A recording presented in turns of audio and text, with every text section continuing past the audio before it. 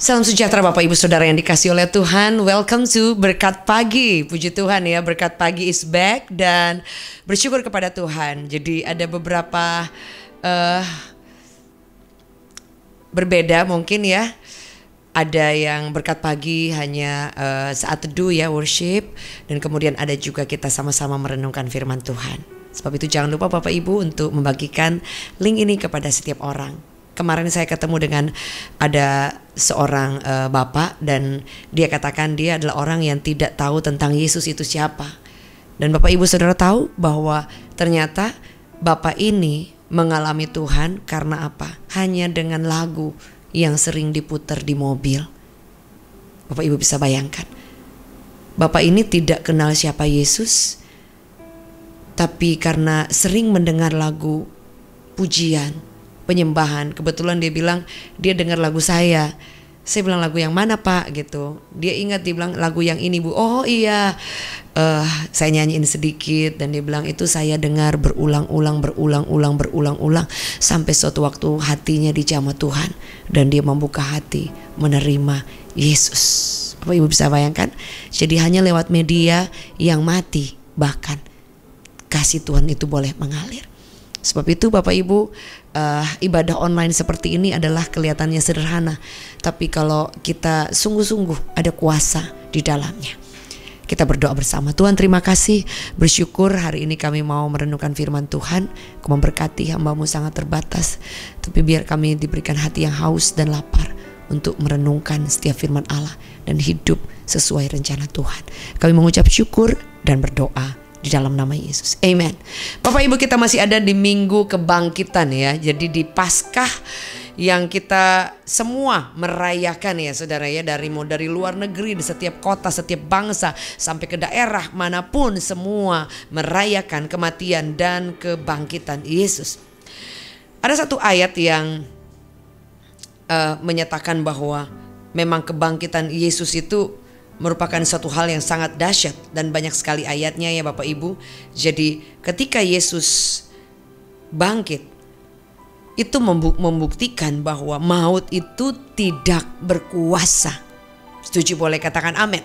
Boleh tulis di live chat sebanyak-banyaknya. Maut tidak ada kuasanya. Kenapa saudara? Karena pada dasarnya kita manusia ini kalau berbicara soal kematian, next mungkin saya akan share bagaimana apa yang ditakutkan dengan kematian. Saudaraku yang kasih. Jadi biasanya kita ini biarpun kita sudah terima Tuhan, kita sudah percaya Tuhan, bahkan kita sudah melayani Tuhan, kadang-kadang kan kita masih ada ketakutan. Aduh kalau nanti ini, aduh ntar jatuh, ntar ini, ntar meninggal, ntar ini, ntar semua kita ada ketakutan. Tetapi saudara, kebangkitan Yesus harusnya memberikan kita pengharapan bahwa maut, bahwa kuasa daripada maut itu tidak ada sama sekali kuasanya. Karena Yesus kita mengalahkan maut, dia bangkit dari maut.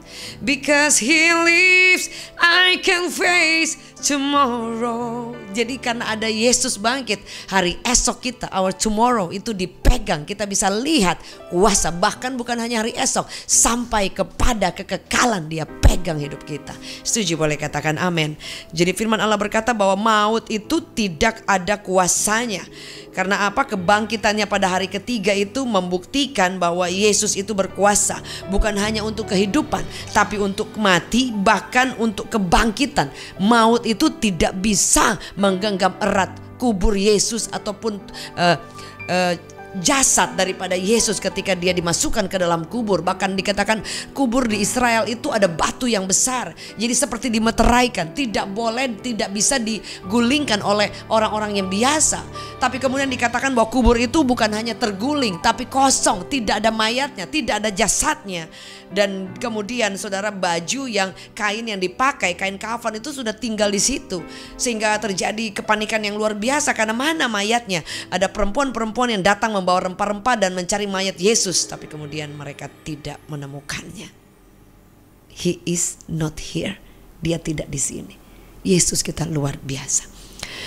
Saudaraku yang kasih, saya pernah share kalau nggak salah. Jadi saya pernah naik pesawat beberapa kali dan kemudian ada yang paling lebih menakutkan. Artinya kan sebenarnya karena ada sedikit kejadian-kejadian yang sangat lumayan ekstrim, sehingga suatu waktu saya yang berani naik pesawat, yang bolak-balik pergi pelayanan, dikasih kepercayaan dan selalu banyak kali naik pesawat Bapak Ibu. Tapi suatu waktu karena ada kejadian yang seperti pesawatnya mau jatuh, dan di situ saya nggak tahu kalau ternyata saya kena trauma.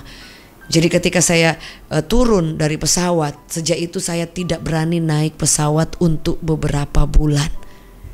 Mungkin ada 3 bulan 4 bulan saya nggak naik pesawat. Dan memang waktu itu juga ya ada jadwal-jadwal yang memang kebetulan juga nggak keluar. Tapi memang ada juga memang saya spesial memang tidak mengambil jadwal untuk keluar. Karena apa? Tanpa saya sadari saya ada trauma. Jadi kemudian ketika akhirnya saya tahu Tuhan sembuhkan saya tidak takut lagi. Karena waktu di pesawat saya sempat gemetaran juga. Saudara, namanya kita yang manusia, ingat anak, ingat keluarga, ada rasa takut. Karena saya pikir itu pesawatnya sepertinya akan ngalamin sesuatu yang buruk, saudara ya. Jadi saya sampai kaget, nangis dan ketakutan, saudara. Dan itu ternyata kebawa. Sampai suatu waktu saya mau naik pesawat lagi, tapi kemudian saya pikir saya sudah sembuh. Sudah trauma itu saya nggak tahu kalau masih ada. Tapi ketika saya naik pesawat baru mau take off itu udah keringat dingin, saudara. Di atas udara goyang-goyang dikit keringat dingin. Mau juga landing keringat dingin, saudara. Saudara bayangkan. Dan itu tidak mudah. Jadi selama di pesawat itu perlu beberapa waktu ya. Mungkin ada 1 bulan ya saya naik pesawat terus berkali-kali. Mungkin bulan kedua saya mulai lebih tidak keringat dingin. Saya mulai pikir, oh ya Tuhan ada di sini. Tuhan ada bersama dengan saya. Malaikat Tuhan jaga. Saya perlu bahkan sampai seperti itu, saudara. Akhirnya dalam hati saya seperti Tuhan ingatkan, kenapa kamu takut kalau mati? Iya kan? Kalau di atas pesawat kita tidak bisa main di luar pesawat. Kalau ada apa-apa kan di mobil kita turun dari mobil. Iya kan, ada gempa bumi kita keluar dari rumah, pergi ke jalan-jalan yang lebih tidak ada gempa bumi, atau ada di rumahnya itu supaya nggak kejatuhan ini kan rumah-rumahnya yang runtuh, saudara ya. Tapi kalau di atas pesawat kita tidak bisa lari kemana-mana, Bapak Ibu. Jadi yang ada di atas pesawat banyak orang bertobat. Karena dalam kejadian-kejadian itu orang terima Yesus, orang berseru kepada Tuhan. Dan kami pada saat itu semua sudah berseru dari berbagai agama. Saudara sudah berseru, sudah nangis. Ada satu waktu saya sedang dengan suami pernah, dan juga yang bareng anak-anak. Jadi itu pernah ada di beberapa waktu momen berturut-turut seperti itu, Bapak Ibu Saudara. Dan Tuhan ingatkan kepada saya, kenapa kamu takut mati? Dalam hati, saudara ya. Bukankah kamu tahu bahwa seperti dikasih tahu bahwa kalaupun kita mati kita bertemu dengan Yesus. Nah di situ saya tahu bahwa oh iya, kenapa saya mesti takut? Dan firman Allah berkata bahwa maut tidak ada kuasa sama sekali.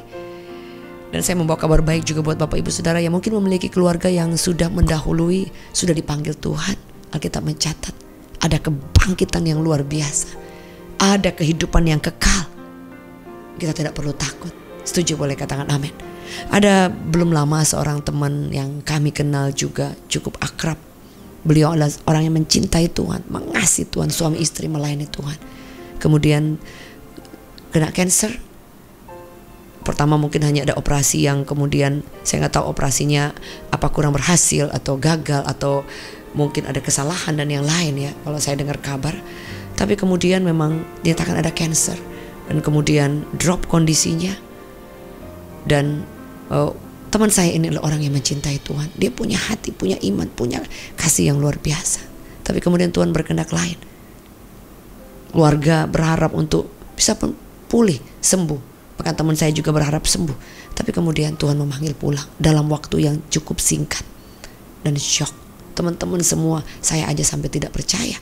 Karena masih sempat teks-teks sebelumnya pernah untuk ada mau ada mau talk show, mau syuting. Saudaraku yang kasih, life is so short. Hidup itu sangat singkat. Sebab itu yang kita perlu tahu bahwa kalau mau tidak ada kuasanya, kita memiliki kehidupan yang kekal nanti di surga. Artinya bahwa hidup ini tidak berhenti sampai di sini saja Bapak Ibu, tapi sampai kepada kekekalan. Sebab itu apa yang akan kita bawa kalau Tuhan panggil kita nanti? Next saya akan share lebih detail tentang kematian. Saudara, mungkin ini hal yang orang semua takut. Ada seorang teman saya, dia takut sekali kalau dengar tentang kematian atau share tentang kematian. Tapi kita jangan sampai salah. Iblis tidak boleh mencuri pengharapan kita bahwa maut tidak ada kuasanya, bahwa hidup sesungguhnya itu di surga. Setuju? Boleh katakan amin. So we have to be ready kapan saja Tuhan panggil kita. Kita minta anugerah, kemurahan supaya kita umur penuh. Tapi hidup kita tidak bisa mengaturnya. Yang perlu kita mengisi untuk menggenapi rencana Tuhan. Mengisi kehidupan ini selama masih ada nafas. Kita ingin menyenangkan hati Tuhan.